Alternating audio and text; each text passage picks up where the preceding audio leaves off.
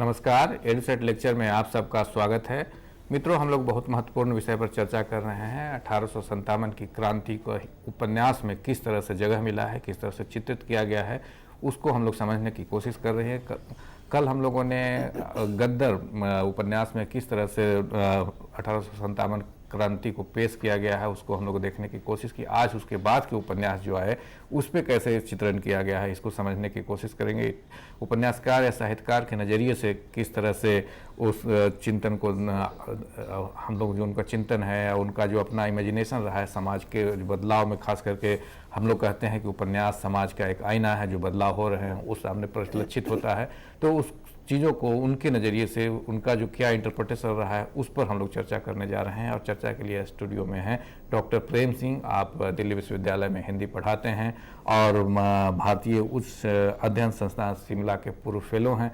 कई पुस्तकें भी आई हैं, खास करके एक पुस्तक का जिसको मैं नाम लेना चाहूँगा क्योंकि हम लोग क्रांति की बात कर रहे हैं। तो क्रांति का विचार और हिंदी उपन्यास किस तरह से काम इस उपन्यास में क्रांति को किस तरह से रखा गया है, इस पर इनका एक अलग नज़रिया है, अपना काम रहा है।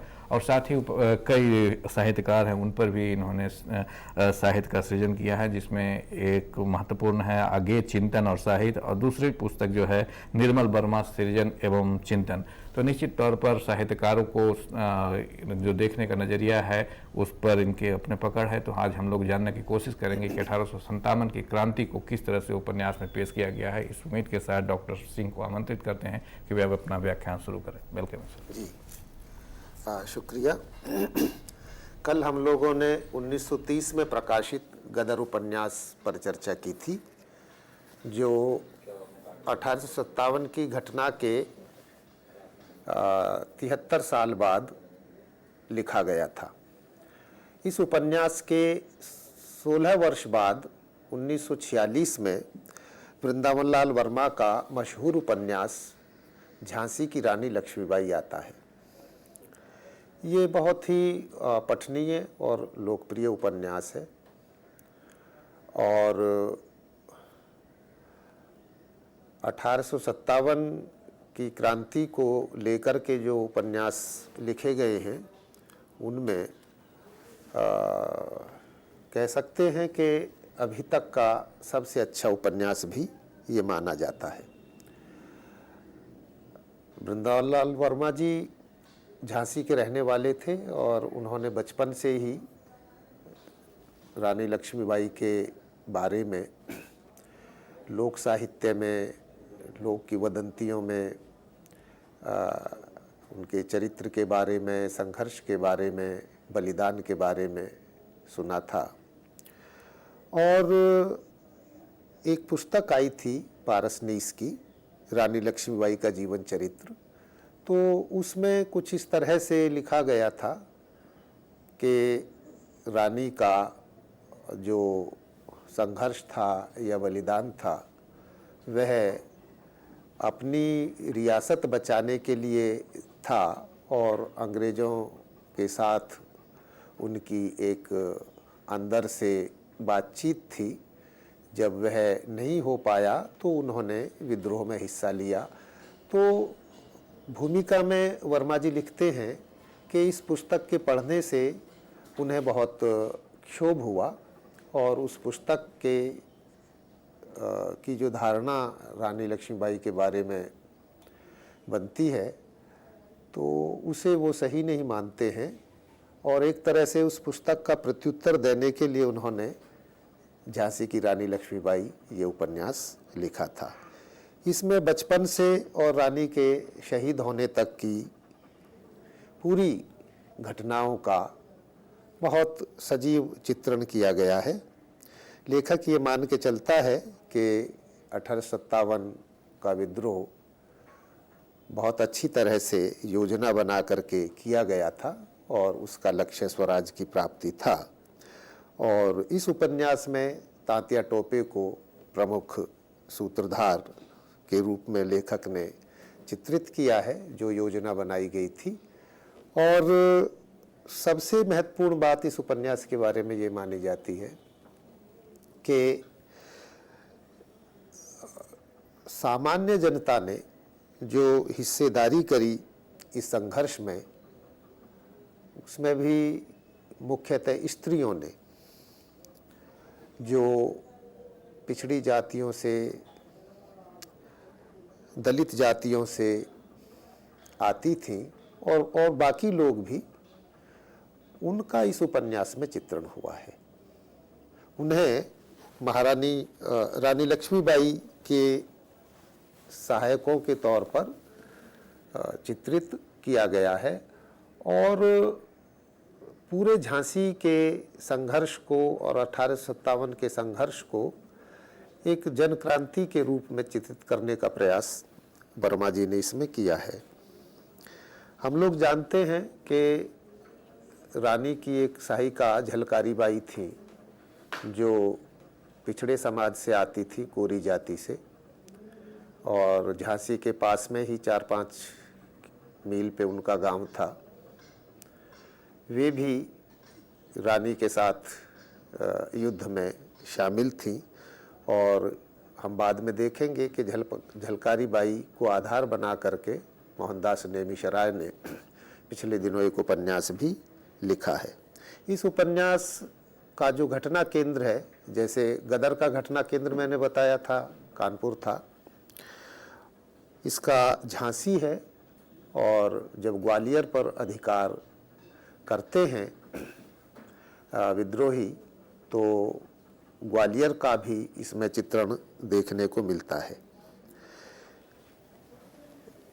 इस उपन्यास में हम ये देख सकते हैं कि बल्कि आगे आने वाले उपन्यासों में भी और गदर में भी ये बात देखने को मिलती है कि 1857 के संग्राम के बारे में जो ये धारणा मिलती है कि वह प्रतिक्रियावादी या सामंती शक्तियों का विद्रोह था प्रगतिशील शक्तियों के खिलाफ, इसका जवाब देने की अपने अपने ढंग से हर उपन्यासकार ने कोशिश की है।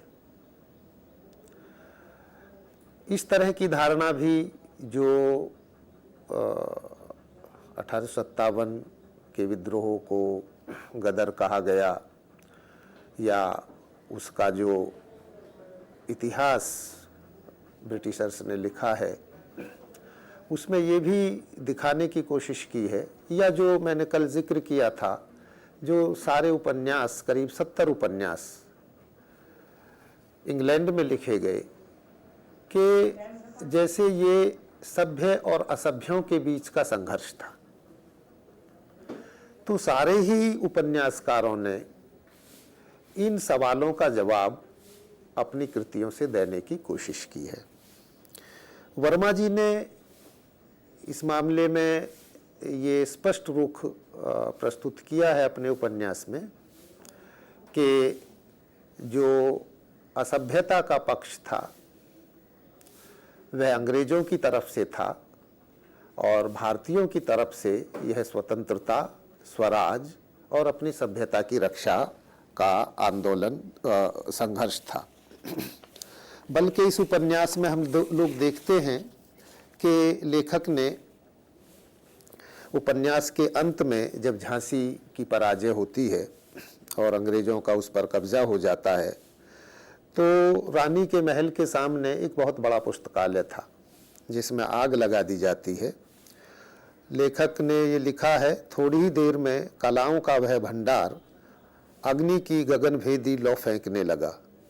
कभी रोम, सिकंदरिया और राजगृह में भी ऐसा हुआ था, परंतु वह बर्बर युग था और यह विज्ञान का सभ्य युग। तो इस तरह के प्रसंगों से और इस तरह की टिप्पणियों से लेखक ये कहना चाहता है कि ये जो तर्क है कि उपनिवेशवादी शासन या उसे चलाने वाले लोग आधुनिक और वैज्ञानिक होने के नाते एक बेहतर सभ्यता के वारिस थे, इस बात को इस उपन्यास में लेखक ने खंडित करने की कोशिश की है। ये उपन्यास पूरी तरह से यह मानकर चलता है कि 1857 के संग्राम का जो चरित्र था वह प्रगतिशील था और आधुनिक चरित्र था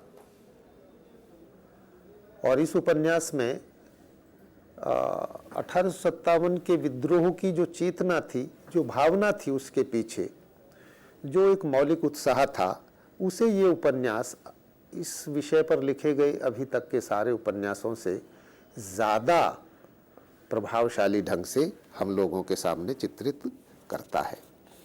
इसी साल दरअसल एक और उपन्यास झांसी रानी महाश्वेता देवी का बंगला में भी आया था, और ये दोनों उपन्यास बहुत महत्वपूर्ण उपन्यास माने जाते हैं। इस उपन्यास के 10 साल बाद 1956 में प्रताप नारायण श्रीवास्तव का एक उपन्यास आता, बेकसी का मजार। बेकसी का मजार, ये जो शीर्षक है, ये बहादुर शाह जफर की एक गज़ल से लिया गया है। और जाहिर है कि इसमें जैसे कि पहले दो उपन्यासों में हमें बहादुर शाह जफर या दिल्ली के बारे में जानकारी नहीं मिलती है, लेकिन इस उपन्यास में बहादुर शाह जफर, जीनत महल के भूमिका के बारे में जानकारी मिलती है। इसकी भूमिका में भी लेखक ने ये माना है कि वह 1857 के संग्राम में भाग लेने वाले परिवार से आता है। उसका पूरा परिवार इस संग्राम में तबाह हो गया था, और एक तरह से ट्रिब्यूट के तौर पे ये उपन्यास उसने लिखा है। श्रीवास्तव भी ये मानते हैं कि ये एक योजनाबद्ध विद्रोह था, अचानक फैली हुई बगावत नहीं थी। वो बल्कि इस योजना के सूत्र रूस और फारस तक लेकर के जाता है। जैसे गदर में योजना का सूत्रधार अजीमुल्ला खां है, झांसी की रानी लक्ष्मीबाई में तात्या टोपे हैं, बेकसी का मजार में विद्रोह की योजना का सूत्रधार शाह हसन अस्करी को बनाया गया है। यह उपन्यास मुख्यतः लखनऊ में केंद्रित है। दिल्ली का भी इसमें जिक्र है। बादशाह की जो बेगम थी जीनत महल, उनकी भूमिका का भी इसमें जिक्र है। और जितने भी ऐतिहासिक पात्र हैं जिन्होंने 1857 के संग्राम में हिस्सेदारी करी किसी न किसी रूप में, उन सब का उल्लेख इसमें किया गया है। दरअसल ये एक बड़े कैनवास का उपन्यास है जिसमें घटनाओं की, प्रसंगों की, पात्रों की बहुलता है। हालांकि जो औपन्यासिक विधा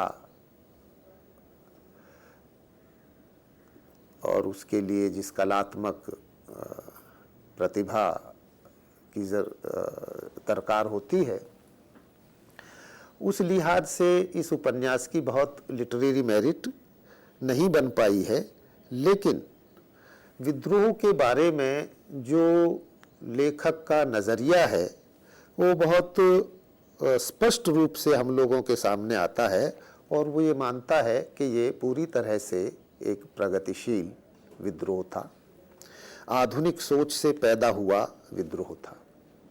आधुनिक सोच से मतलब कि वो राष्ट्रवादी सोच, राष्ट्रीय स्वतंत्रता की सोच, इस तरह की बात लेखक ने इस उपन्यास से सिद्ध करने की कोशिश की है। तो इसके अलावा लेखक ने इस विद्रोह के असफल होने के कारणों पर भी विस्तार से चर्चा करी है, और खुद बीच बीच में उपस्थित होकर के उसने अपनी टिप्पणियां की हैं। विद्रोह की पराजय का मुख्य कारण वह डोगरा, गोरखा और सिख रेजिमेंट्स का जो ब्रिटिश हुकूमत ने उपयोग किया विद्रोह का दमन करने के लिए उन्होंने जो अंग्रेजों की सहायता की, उसे वो मुख्य इसका कारण मानता है।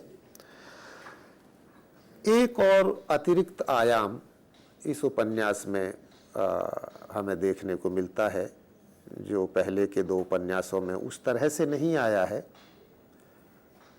बल्कि जैसा कि मैंने जिक्र किया था कल, नाना साहिब का मुस्लिम शासन के बारे में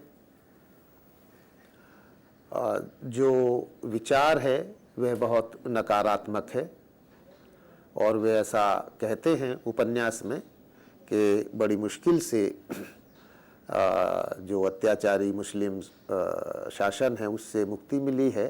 अब अच्छे दानिशमंद न्यायप्रिय अंग्रेजी शासन की स्थापना हुई है, तो इसके खिलाफ अगर सिपाहियों ने विद्रोह किया है तो ये बहुत बड़ी हिमाकत है। लेकिन इस उपन्यास में हिंदू मुस्लिम एकता की बात को बहुत महत्व के साथ रखने की कोशिश की है लेखक ने। और एक और उसने कोशिश की है कि बहादुर शाह जफर के चरित्र और भूमिका के बारे में जो भ्रांतियाँ प्रचलित रही हैं, उन सब का लेखक ने इसमें एक तरह से निराकरण किया है। और जब बादशाह शुरू में असमर्थ था जाहिर करने के बाद, विद्रोही सैनिकों के आग्रह पर उसका नेतृत्व स्वीकार कर लेते हैं, तो उसके बाद वे पीछे फिर के नहीं देखते हैं और लगातार उसका नेतृत्व करते हैं। और उसके चलते उन्हें कैद किया जाता है और उन्हें बर्मा में रंगून में भेज दिया जाता है और वहीं उनकी मृत्यु होती है। तो इस तरह से ये उपन्यास भी विद्रोह को एक प्रतिक्रियावादी या सामंती शक्तियों का विद्रोह नहीं मानता है, बल्कि प्रगतिशील और आधुनिक सोच से परिचालित विद्रोह के रूप में वो इसे देखता है। इस उपन्यास के बाद अगला उपन्यास 1960 में सोना और खून शीर्षक से आता है। इसके लेखक वृंदावन लाल वर्मा की तरह ही हिंदी के मशहूर ऐतिहासिक उपन्यासकार आचार्य चतुरसेन शास्त्री हैं। शास्त्री जी इस उपन्यास को 10 भागों में लिखना चाहते थे, ऐसी उनकी योजना थी। हालांकि वे 4 भाग ही पूरे कर पाए, और जिस वर्ष ये उपन्यास 1960 में प्रकाशित हुआ, उसी वर्ष शास्त्री जी की मृत्यु भी हो गई। लेकिन ये सीरीज लिखने के लिए उन्होंने काफ़ी तैयारी की थी। लिखने से पहले उन्होंने जो प्रमुख स्थल थे 1857 के संग्राम से जुड़े हुए, उनका भ्रमण किया, वहाँ लोगों से बातचीत की और पुस्तकालयों में भी काफ़ी शोध का काम उन्होंने किया। और इस तरह से बहुत ही विस्तृत फलक पर इस उपन्यास की रचना उन्होंने की है। जो 4 भाग प्रकाशित हुए हैं उनमें भी हम ये देख सकते हैं कि लेखक ने काफ़ी समावेशी बनाने का प्रयास किया है। जैसे पहले के 3 उपन्यासों का जिक्र जो मैंने किया है, उनमें अलग अलग स्थलों को लेकर के उपन्यास लिखे गए हैं। कानपुर है, झांसी है, लखनऊ या दिल्ली है। इस उपन्यास में जितनी प्रमुख लड़ाइयाँ 1857 के विद्रोह के दौरान हुई, उन सभी का चित्रण लेखक ने किया है। और क्योंकि शास्त्री जी की अपनी एक शैली है उपन्यास लिखने की। उन्होंने इसमें काफ़ी जैसे जो उस दौरान दोनों तरफ से जासूसी का काम हुआ, एक दूसरे को धोखा देने का काम हुआ, लूटपाट का काम हुआ, जो नरसंहार हुए दोनों तरफ से, जो प्रमुख फैसले हुए, यहाँ तक कि जो ब्रिटिश पार्लियामेंट में इस विद्रोह से निपटने के लिए और बाद में विद्रोह ऐसा ना हो इसके बारे में जो अहम फैसले हुए, उन सब का जिक्र भी शास्त्री जी ने उस उपन्यास में किया है और इस तरह से काफ़ी रोचक उपन्यास बनाने की कोशिश उन्होंने की है। वे भी ये मानते हैं कि ये एक योजनाबद्ध प्रयास था और योजना के बारे में जो आम धारणा मिलती है, कमल के फूल बांटने वाली या चपाती बांटने वाली, उन सारी बातों का उल्लेख भी उन्होंने किया है। लेकिन इसमें एक और बात ये है, जैसा कि मैंने अभी कहा भी है, कि बाकी उपन्यासों में जो योजना या तैयारी की बात की गई है, जिस भी रूप में की गई है, वो भारतीयों ने जो यानी जो विद्रोहियों का पक्ष था उसकी तरफ से उनकी योजना की, उनकी तैयारी की जानकारी उपन्यासों में दी गई है। इसमें अंग्रेजों की जो तैयारी थी शुरू से ही, यानी जैसे उन्हें भनक लग गई थी कि विद्रोह होने वाला है, और फिर विद्रोह के दौरान और फिर उसे दबाने के बाद की सारी जो उनकी योजना थी, तैयारी थी, उसका भी लेखक ने इसमें वर्णन किया है, उल्लेख किया है। इस उपन्यास में कोई नायक नहीं है और लेखक इसे जन क्रांति की संज्ञा देता है। यानी उपन्यास से यही निकल कर के आता है कि जितने भी लोग इसमें संघर्ष कर रहे थे वे सभी इसके नायक हैं। कई ऐसी बातें भी इस उपन्यास में देखने को मिलती हैं जो लेखक की अपनी कल्पना से ज़्यादा जुड़ी हुई लगती हैं। जैसे तात्या टोपे फरार हो गए थे, तो बाद में राजस्थान में वो पकड़े गए और 1859 में उन्हें फांसी दी गई। ऐतिहासिक साक्ष्य इस तरह का है। लेकिन शास्त्री जी ने इस उपन्यास में ये दिखाया है कि तात्या टोपे सन्यासी हो गए थे और वे एक बार 1960 में शायद मिलने के लिए आए अपने माता पिता से। फिर 1961 में फिर वो अपनी बहन की शादी के वक्त आए और फिर 1860 में 61 में और फिर 1862 में वे जब उनके पिता मृत्युशैया पर थे उनसे मिलने के लिए आए थे। उसी तरह से बाकी उपन्यासों में इस तरह का जिक्र नहीं मिलता है। ये तो बात मिलती है कि विद्रोह की प्रेरणा के पीछे केवल राजनीतिक और आर्थिक कारण नहीं थे बल्कि धार्मिक कारण भी थे, और जो चर्बी के कारतूसों की बात प्रचलित है इस विद्रोह के बारे में, वो सीधे सीधे धार्मिक मान्यताओं से जुड़ती थी। लेकिन किसी उपन्यास में ऐसा चित्रण हमें नहीं मिलता है कि विद्रोहियों ने या उनके समर्थकों ने अंग्रेजों को जबरन इस्लाम या हिंदू धर्म स्वीकार करने के लिए बाध्य किया हो। इस उपन्यास में ऐसा प्रसंग है कि इस्लाम ग्रहण करने के लिए अंग्रेजों को एक जगह बाध्य किया जाता है। एक और अजीब सी घटना इस उपन्यास में देखने को मिलती है कि एक मेजर डफ हैं जो भारतीय क्रांतिकारियों का पक्ष लेते हुए अपने ही यानी अंग्रेज साथी टकर की हत्या कर देता है। कुल मिलाकर के इस विद्रोह के चरित्र के बारे में शास्त्री जी का विचार भी ये है कि ये ना तो सामंती शक्तियों का विद्रोह था, न पिछड़ी हुई शक्तियों का विद्रोह था, न प्रतिक्रियावादी शक्तियों का विद्रोह था। उस समय जैसा भारतीय मानस था उसके हिसाब से यह प्रगतिशील कदम था और आधुनिक सोच का कदम ये बनता था।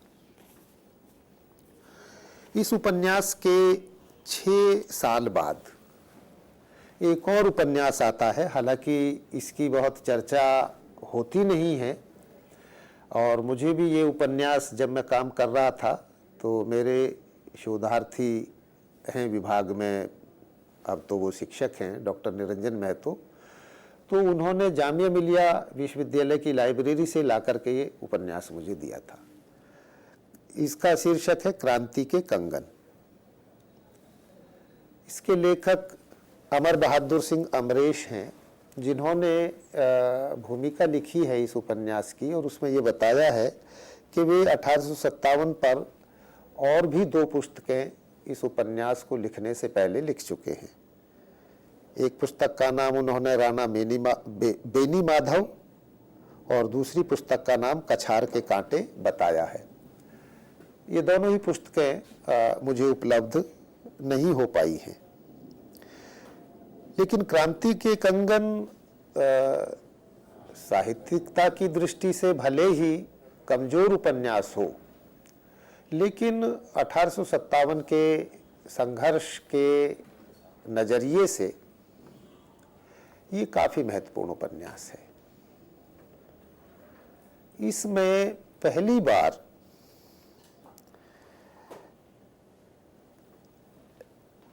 एक ऐसी स्त्री को उपन्यास में केंद्रीय पात्र बनाया गया है, या कहिए उसकी नायिका बनाया गया है, जिसका किसी रियासत से कोई संबंध नहीं था। अजीजन बाई 1857 के क्रांतिकारियों में की जो सूची है उसमें अजीजन बाई का नाम आता है। ये कानपुर की रहने वाली थी और गायकी का और नृत्य का पेशा था अजीजन बाई का। उसे उसका बिठूर से संबंध था, जहाँ नाना साहब रहते थे, तात्या टोपे रहते थे, और अजीजन बाई ने क्रांति के संघर्ष में भूमिका निभाई थी और बाद में अंग्रेजों ने उसे फांसी भी दी थी। तो इसी अजीजन बाई को अमरेश ने अपने उपन्यास की नायिका बनाया है। उपन्यास में अजीजन बाई का बचपन से लेकर के मृत्यु तक का चित्रण लेखक ने किया है। उसके साथ एक और पात्र उन्होंने रखी है, शबनम, जो उनकी सहेली है। तो इन दोनों के आधार पर इस उपन्यास की रचना की गई है। और पूरे उपन्यास में एक तो ये मैंने बताया कि उसे एक निस्वार्थ बलिदानी के रूप में लेखक ने चित्रित किया है, क्योंकि अजीजन बाई ऐसे तबके से आती है जिसका समाज में किसी भी प्रतिष्ठा की चीज पर कोई दावा नहीं है। सैनिक भी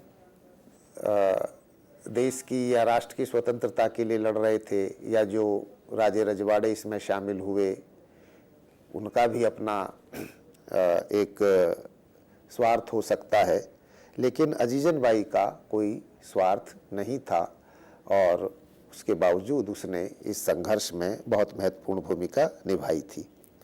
तो लेखक ने अजीजन बाई का प्रतीकात्मक चित्रण भी किया है इसमें। उसे उन्होंने एक घायल इतिहास के प्रतीक पात्र के रूप में रखा है और ये दिखाया है कि अजीजन बाई की छाती में घाव है जिससे खून रिश्ता रहता है। और उपन्यास चूंकि बाद में लिखा गया है, आज़ादी के बाद लिखा गया है, और लेखक ने ये दिखाया है उसमें कि जब देश आज़ाद हो जाता है तो वो खून का स्राव बंद होता है। तो एक प्रतीकात्मक रूप में भी उसका चित्रण उन्होंने किया है। तो हम लोग ये कह सकते हैं कि जो साहित्य रचना का एक सबाल्टर्न पर्सपेक्टिव होता है वो इस उपन्यास में मिलता है। वर्मा जी ने भी जो अधीनस्थ तबके हैं, सबाल्टर्न ग्रुप्स हैं समाज के, उनकी भूमिका दिखाई है, लेकिन उन्हें केंद्र में नहीं रखा है। बाकी सभी उपन्यासों में केंद्र में जो हैं वे जो प्रतिष्ठित लोग हैं वे ही हैं। इस उपन्यास में पहली बार ये होता है कि अजीजन बाई और शबनम, ये दो बिल्कुल अननोन पात्र, सामाजिक प्रतिष्ठा की दृष्टि से अननोन पात्र हैं, और इन्हें केंद्र में रख करके उन्होंने इस उपन्यास को लिखा है। और लेखक ये बताना चाहता है कि जो राष्ट्रभक्ति है या राष्ट्र प्रेम है वो कहीं भी हो सकता है, उसके ऊपर किसी का पेटेंट नहीं है। इस उपन्यास में एक और प्रमुख मुख्य बात है, क्योंकि अजीजन बाई कानपुर में रहती थी, और मैंने बताया था कि कानपुर में दो महत्वपूर्ण घटनाएं संग्राम के दौरान घटी हैं। एक बीबी घर में जो अंग्रेज महिलाओं और बच्चों का कत्ल हुआ, और सती चौरा घाट पर जो नावों पर गोली चली और उसमें बहुत सारे अंग्रेज मारे गए। तो इस उपन्यास में बीबी घर की घटना का जिक्र है, और उपन्यासकार ने ये इसमें बताया है कि हालांकि बीबी घर की घटना में अजीजन बाई का सीधे हाथ नहीं था, लेकिन वह उस घटना पर अफसोस नहीं करती है, उसके लिए कोई माफ़ी मांगने के लिए तैयार नहीं है, बल्कि वो उसका औचित्य प्रतिपादन करती है इस उपन्यास में, ये कह करके कि अच्छा ही है इन बच्चों को भी मार देना और इन महिलाओं को भी मार देना, क्योंकि ये शोषक हैं और आगे चल के ये साम्राज्यवादी जो शिकंजा है हमारे ऊपर कसा हुआ उसे मजबूत बनाएंगे। अब ये लेखक का इंटरप्रिटेशन है, और अजीजन बाई का जो चरित्र इसमें खड़ा किया है लेखक ने, उसके चरित्र को थोड़ा सा, उसका जो उदात्तीकरण किया है चरित्र का, उसे थोड़ा सा क्षतिग्रस्त करता है। लेकिन फिर जब हैवलॉक अजीजन बाई से कहता है उपन्यास में कि तुम स्त्री हो, हम तुम्हें माफ़ कर सकते हैं, तो वो बहुत ही राष्ट्रीय गर्व से भरे हुए कुछ वाक्य उसके सामने बोलती है कि अगर मैं माफ़ी स्वीकार कर लूँगी अंग्रेज़ों की, तो मैं हिमालय को क्या जवाब दूँगी, मैं गंगा को क्या जवाब दूँगी, मैं यमुना को क्या जवाब दूँगी। और इस तरह से फिर से लेखक उसके चरित्र का उदात्तीकरण करता है, और जैसा मैंने बताया कि बाद में उसे फांसी चढ़ाई जाती है। इस उपन्यास में भी जो विद्रोह का चरित्र है वो लेखक ने प्रगतिशील दिखाया है। इसमें भी हिंदू मुस्लिम एकता की बात को बहुत प्रभावशाली ढंग से लेखक ने रखने की कोशिश की है। और जैसे झांसी की रानी लक्ष्मीबाई उपन्यास में विद्रोह की चेतना का, उसका जो मौलिक उत्साह था, उसका जो एक संस्पर्श हमें उस उपन्यास में मिलता है, बाद में लिखा जाने पर भी इस उपन्यास में भी किसी हद तक हमें विद्रोह की भावना का संस्पर्श मिलता है। इसके बाद जो अगला उपन्यास आता है इस सब्जेक्ट पर, विषय पर, वो पाही घर है। 1991 में कमलाकांत त्रिपाठी का ये उपन्यास प्रकाशित होता है। पाही घर उस जगह को कहते हैं, उस इमारत को कहते हैं जो गांव से बाहर बाग में, बगीचे में बना दी जाती है और वहाँ मतलब लोग रहते हैं जा कर के। ये उपन्यास पहले के उपन्यासों से अलग है थोड़ा सा, क्योंकि बाकी जो अभी तक के उपन्यास जिनका हमने जिक्र किया है, उनके लेखकों ने दो प्रमुख कारण बताए हैं कि क्यों उन्होंने ये उपन्यास लिखा है। या तो व्यक्तिगत भावना जुड़ी हुई है, जैसे वर्मा जी ने कहा, या बेकसी के मजार के लेखक ने कहा, और या फिर राष्ट्रीय भावना जुड़ी हुई है कि ये हमारा राष्ट्रीय स्वाधीनता का पहला संग्राम था, इसलिए हमने इस विषय पर लिखा है। पाही घर के लेखक का ऐसा कोई दावा नहीं है, यानी वो किसी तरह की भावना के तहत ये उपन्यास नहीं लिखता है। उसका कहना ये है कि वह जिस अवध क्षेत्र में पला बढ़ा है और जहाँ 1857 के विद्रोह से जुड़े हुए बहुत से स्थल हैं, जगह हैं, मसलन किले हैं, हवेलियां हैं, बाग हैं, कि उनके बीच वो घूमता रहा है और उनका जिक्र वो लोक साहित्य में सुनता रहा है। तो उसने उसे प्रेरित किया कि वह इन स्थलों को आधार बना करके, ये एक नया प्रयोग है एक तरह से, रचनात्मकता का भी ये एक कह सकते हैं कि ऊंचा धरातल है। तो ये उपन्यास उस आधार पर लिखा गया है।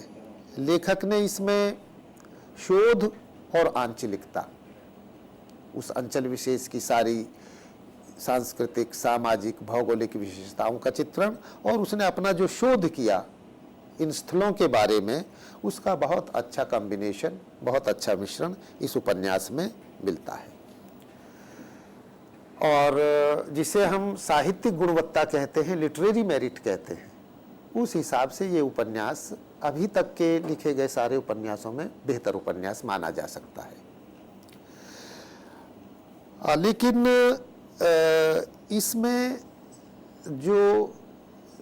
इसमें किसी 1857 के संग्राम से जुड़े हुए जो प्रमुख लोग हैं उनका जिक्र इसमें नहीं है। सिपाहियों का जिक्र है। एक दुर्बली सिपाही है जो लड़ाई में आता जाता रहता है, तो सिपाहियों का किस तरह का स्वभाव था, चरित्र था, भूमिका थी, इसका ब्यौरा इस उपन्यास में मिलता है। इस उपन्यास के आधार पर जो विद्रोही सिपाही हैं, वे सारे के सारे किसी भी तरह के उत्साह से हीन, योजना से रहित झुंड के रूप में बताए गए हैं। यानी पाही घर का लेखक इसे कोई स्वतंत्रता की चेतना से पैदा हुआ विद्रोह या किसी योजना से पैदा हुआ विद्रोह नहीं मानता है, और वो विद्रोह के चरित्र को पूरी तरह से धार्मिक मानता है। किसी भी अर्थ में उसका राजनीतिक या राष्ट्रीय चरित्र वो स्वीकार नहीं करता है। पूरे उपन्यास को पढ़ने से यही लगता है कि लेखक जो है इसे एक प्रगति विरोधी, प्रतिक्रियावादी संघर्ष के रूप में देखता है, जिसके जीतने की कोई संभावनाएं थी ही नहीं। और ये भी उपन्यास में देखने को मिलता है कि लेखक की ये धारणा सामने आती है कि अगर किसी चमत्कार से ये आलसी और निकम्मे सिपाही जीत भी जाते तो देश का भविष्य ठीक नहीं रहता। तो इस उपन्यास में ये एक कहेंगे कि ये विडंबना है इस उपन्यास की कि साहित्यिक गुणवत्ता की दृष्टि से ये एक बेहतर उपन्यास है, लेकिन विद्रोह का जो अभी तक के उपन्यासों में चित्रण हुआ है, चूंकि हम पाही घर को हिंदी उपन्यास की परंपरा में ही रख के देखेंगे, इतिहास क्या है उसका, उससे हम उसे ज़्यादा नहीं जोड़ सकते हैं। तो उसमें जो एक बात निकल के आ रही है कि ये सामंतों का विद्रोह नहीं था, इसमें जो सिपाही जुटे थे वे राष्ट्रीय चेतना से संचालित थे, या इसकी बाकायदा जैसी भी संभव हो सकती थी योजना बनाई गई थी, और ये बहुत बड़े पैमाने पर ये विद्रोह हुआ था। केवल अवध क्षेत्र तक ही उसकी सीमाएं नहीं थी, जैसा कि आगे एक और उपन्यास का हम जिक्र करेंगे जिसमें साउथ उड़ीसा के क्षेत्र को आधार बनाया गया है। तो इन सारी चीज़ों को ये उपन्यास नेगेट करता है।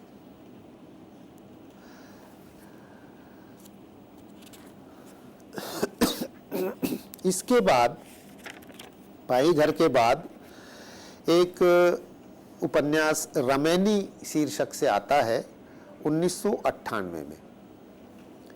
इसके लेखक राजीव सक्सेना हैं। इस रमैनी इसमें एक इस चर्चा करेंगे। हाँ, जी मध्य प्रदेश से दर्शक हमका सवाल। जी नमस्कार, सवाल पूछिए। जी मेरा सवाल ये है सर कि मुझे हिंदी में पीएचडी करना है, तो कैसे की जाती है इसके बारे में थोड़ी जानकारी चाहिए करते हैं। आपकी आवाज़ नहीं आ रही है, कृपया टीवी का वॉल्यूम कम कर लो, उसके बाद सवाल। हेलो, मैं ना हिंदी में पीएचडी करना चाहता हूँ। ओके ओके, तो ये मैं सबसे सवाल पूछना चाहता हूँ।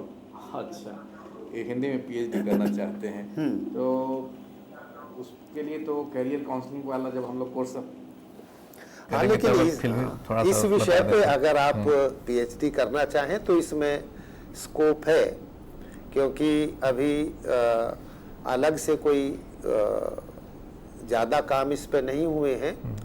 मैंने कल जिक्र किया था, भगवान दास माहौर का थीसिस है 1857 की क्रांति का हिंदी साहित्य पर प्रभाव।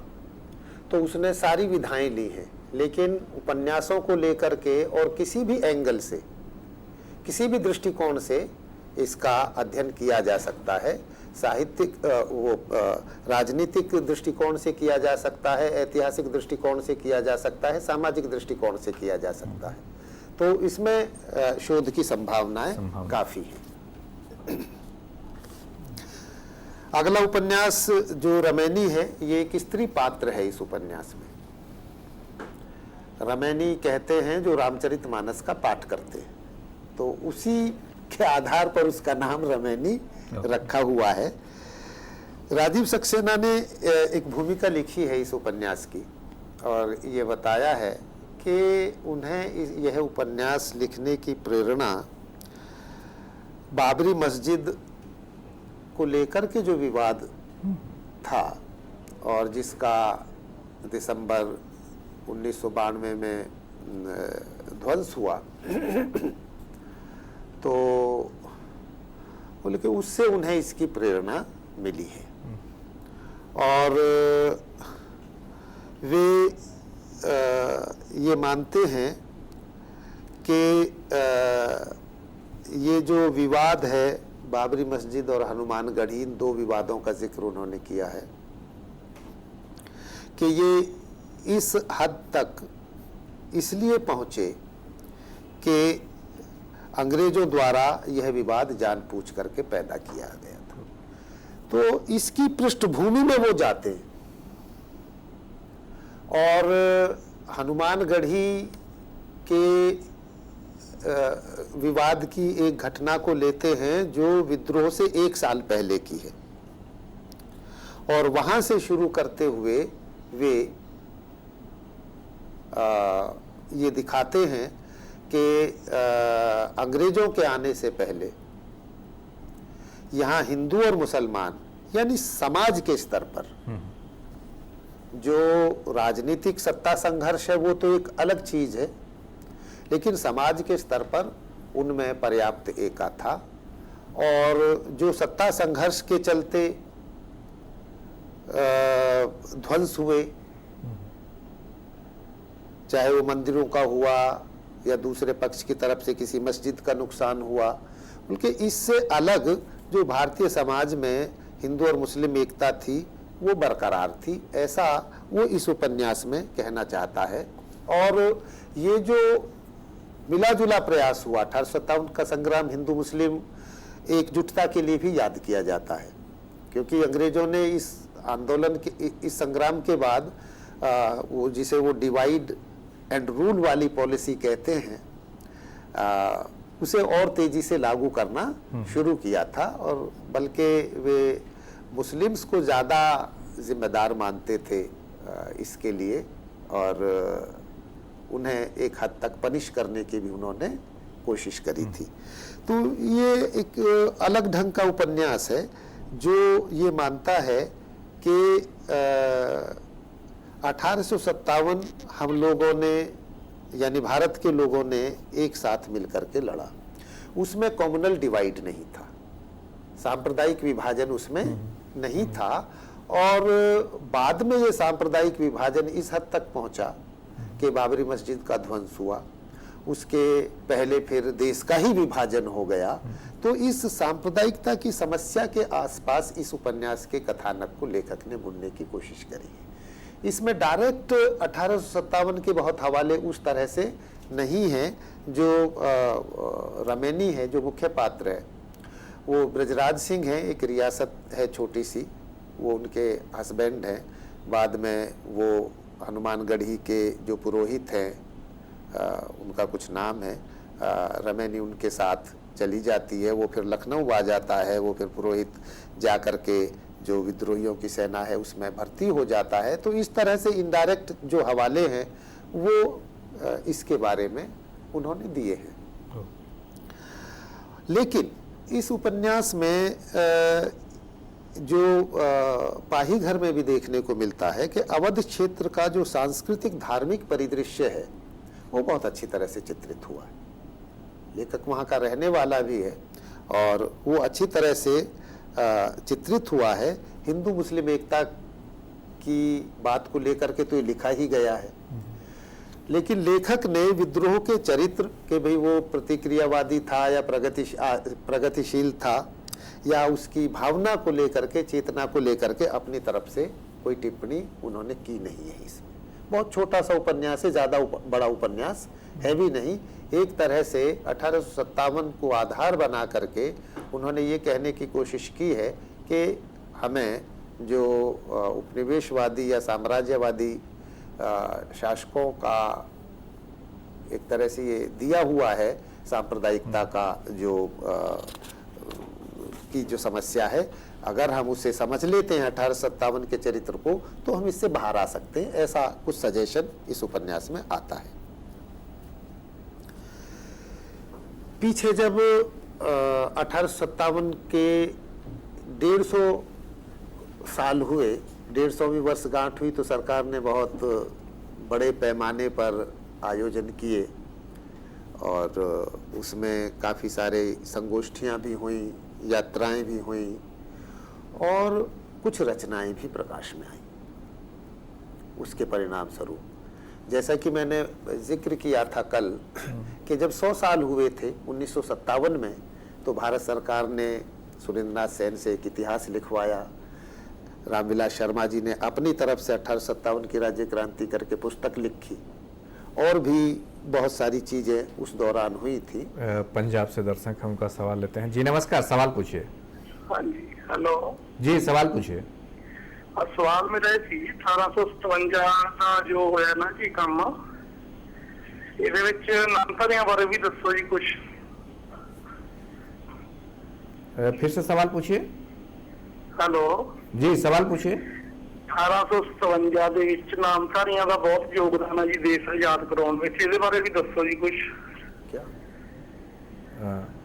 एक बार और पूछिए। क्या सवाल पूछ रहे हैं?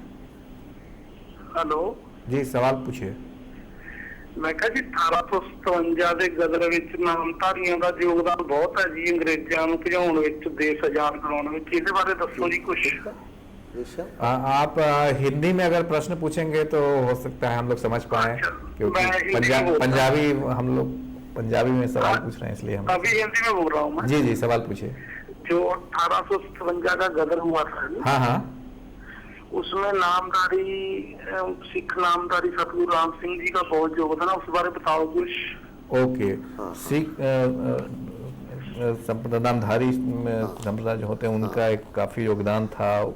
नहीं, आप ठीक कह रहे हैं कि जो उस समय के धार्मिक इदारे थे, धार्मिक जमातें थी, उन्होंने भी इस संग्राम में भूमिका निभाई थी और पंजाब के नामधारियों का जिक्र भी उसमें आता है। लेकिन हम देख ये रहे हैं कि भाई किस उपन्यास में किन किन चीजों का जिक्र आया, क्योंकि हम इतिहास नहीं बता रहे हैं, उपन्यास में वो चीजें कैसे आई हैं। ये बिल्कुल सही बात है। अब नामधारियों ने इसमें भूमिका निभाई थी। अगर उस तरह के उपन्यास उनके नजर में हो तो बता दें तो उस पर भी, बल्कि अगर पंजाबी में कोई उपन्यास लिखा गया हो या कहानी लिखी गई हो जिसमें नामधारियों की भूमिका का चित्रण किया गया हो तो वो आप जरूर बता सकते हैं, लिख भी सकते हैं। ईमेल एड्रेस है, उस पर आप लिख सकते हैं ताकि उस पर और आगे भी चर्चा हो। जी, तो 150 वर्ष होने पर जो कुछ किताबें प्रकाशित हुई उनमें से वीरांगना झलकारी बाई है, 2003 में ये आती है। और जो प्रतिष्ठित लेखक हैं हमारे हिंदी के, मोहनदास नेमिशराय, उन्होंने ये पुस्तक लिखी है। ये दलित विमर्श के परिप्रेक्ष्य से ये पुस्तक लिखी गई है। और झांसी की रानी लक्ष्मीबाई की जो सहायिका थी झलकारी बाई, जिसके बारे में मैं पहले बता चुका हूँ, उनको केंद्र में रख करके ये पुस्तक लिखी है। वो किस तरह से झांसी के युद्ध में बहादुरी से लड़ी थी। तो ये उपन्यास इस तरफ संकेत करता है कि जो समाज का पिछड़ा तबका था, जैसे उदा देवी की बात होती है जो पासी थी, अवंती बाई की बात होती है जो लोध थी, महाबीरी की बात होती है जो भंगी थी, और आशा देवी की बात होती है जो गुज्जर थी। और उसके अलावा खासकर ये जो पश्चिम उत्तर प्रदेश का क्षेत्र है, इसमें महिलाओं ने बहुत बड़े पैमाने पर सीधे सीधे युद्ध में हिस्सा लिया था ब्रिटिश फौजों के खिलाफ। तो ये उस दिशा में एक अच्छा प्रयास ये कहा जा सकता है। लेकिन इस उपन्यास की थोड़ी कमजोरी हम ये कह सकते हैं, जो लेखक भूमिका में भी लिखता है, कि वो इसे एक दलित विमर्श की रचना बना करके पेश करना चाहता है। जो उस समय का विद्रोह का चरित्र था और उसकी जो चेतना थी, उसके संदर्भ में वो झलकारी बाई का चित्रण। राजस्थान से दर्शक का सवाल है। जी नमस्कार, सवाल पूछिए। हेलो जी, सवाल पूछिए। सर, मैं ये पूछना चाह रहा हूँ, जो 1857 की क्रांति थी। हेलो जी जी, कंप्लीट करिए सवाल। 1857 की जो क्रांति थी, इस क्रांति को अलग अलग लेखकों ने अलग अलग नाम दिया है। हाँ। तो इसमें कोई सर्वमान्य जो नाम आज मान लिया जाए तो वो क्या हो सकता है? हाँ, ये इस बारे में अब एक तरह से मतैक्य है कि ये भारत का पहला स्वतंत्रता संग्राम अब माना जाता है। इस पे इतिहासकारों में भी और राजनीतिवेत्ताओं में भी ये सहमति बन गई है और भारत की सरकार भी ऐसा मानती है। मतलब इसको इस तरह से हम लोग समझ सकते हैं कि अब विवाद नहीं है, वाद विवाद हो सकता है, आप अपना इंटरप्रिटेशन रख सकते हैं। हाँ। लेकिन एक राष्ट्रीय संग्राम पहला था। हाँ, पहला ये राष्ट्रीय संग्राम था। अब ये मान लिया गया है। भारत में इसे कोई, अब जैसा कि मैंने कल बताया भी था कि गदर शब्द का इसके लिए जब हम प्रयोग करते हैं तो आदर सूचक शब्द करते हैं, क्योंकि गदर पार्टी की स्थापना 1913 में पंजाब के लोगों ने उत्तरी अमेरिका में की थी। तो वे गदर का उस रूप में उपयोग नहीं कर रहे थे, गदर शब्द का, जिस रूप में अंग्रेजों ने किया था। अब कुछ उपन्यास और बचे हैं सर, 2 मिनट का समय है, उसमें जो बिल्कुल, प्रमुख बिल्कुल। उपन्यास हाँ, हैं तो यही है, कौन है? हाँ, वीरांगना झलकारी बाई हो ही गया है। अब एक उपन्यास है, मैं अपनी झांसी नहीं दूंगा। ये 2004 में आया है, रविंद्र वर्मा का उपन्यास है। आज मैं इसके बारे में आप लोगों को बस बहुत संक्षेप में बता देता हूं, लेकिन ये इस श्रृंखला का वर्मा जी के उपन्यास के बाद सबसे ज्यादा महत्वपूर्ण उपन्यास है। ऐतिहासिक दृष्टि से भी, राजनीतिक दृष्टि से भी और साहित्यिक गुणवत्ता की दृष्टि से भी। तो कभी हम इस पे केवल इस एक उपन्यास पर विस्तार से चर्चा करेंगे, लेकिन यहाँ केवल इतना कहना है कि इस उपन्यास में मैं अपनी झांसी नहीं दूंगी, ये रानी लक्ष्मीबाई के लिए माना जाता है। मैं अपनी झांसी नहीं दूंगा, ये रानी के एक सिपाही राम गुलाम का वाक्य है, जो झांसी के युद्ध में मरते वक्त उसने बोले थे, ऐसा वहाँ के लोग बताते हैं। तो उसे ही शीर्षक लेखक ने इसमें रखा है। और ये झांसी की पराजय के बाद से लेकर के और जो 1921 तक जब असहयोग और खिलाफत मूवमेंट की शुरुआत होती है, वहाँ तक ये उपन्यास आता है और कई रूपों में बहुत महत्वपूर्ण उपन्यास है। और इसका अब जितना समय अभी बचा है उसमें उसके डिटेल में हम लोग जा नहीं सकते हैं। एक उपन्यास का थोड़ा सा और मैं जिक्र कर देता हूँ जो इस विषय पे लिखा गया है, वो है महिमा मई। ये उपन्यास, ये महिमा मई जो उपन्यास है ये 2005 में प्रकाशित हुआ, ये लेटेस्ट है। और मैंने बताया था कि ये साउथ उड़ीसा में केंद्रित है, माहुरी रियासत में। और इसकी जो लेखिका है कांति देव, वो भी ये कहती है कि मैं उस परिवार से आती हूँ जिसने 1857 के संग्राम में सैक्रिफाइस किया था, बलिदान किया था। ओके, तो हम लोग जो प्रमुख उपन्यास कुछ एकाध हो सकता है छूट गया हो या उसकी भी गुंजाइश कम है जी। हाँ, बस एक ही ये जो मैं अपनी झांसी नहीं दूंगा, उस पर हम लोग चर्चा नहीं कर पाए। हाँ, उस पर नहीं कर पाए, इस पर कभी आगे हम लोग चर्चा करेंगे। तो मित्रों जी, तो उपन्यास में किस तरह से 1857 की क्रांति को पेश किया गया है, इस पर हम लोग 2 लेक्चर में समझने की कोशिश की।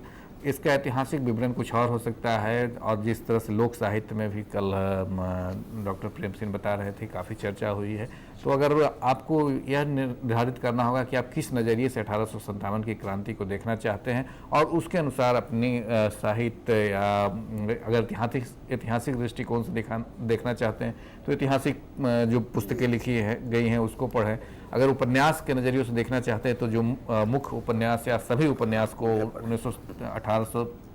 1857 के बाद जो लिखी गई है उसको हम लोग चर्चा करने की कोशिश की।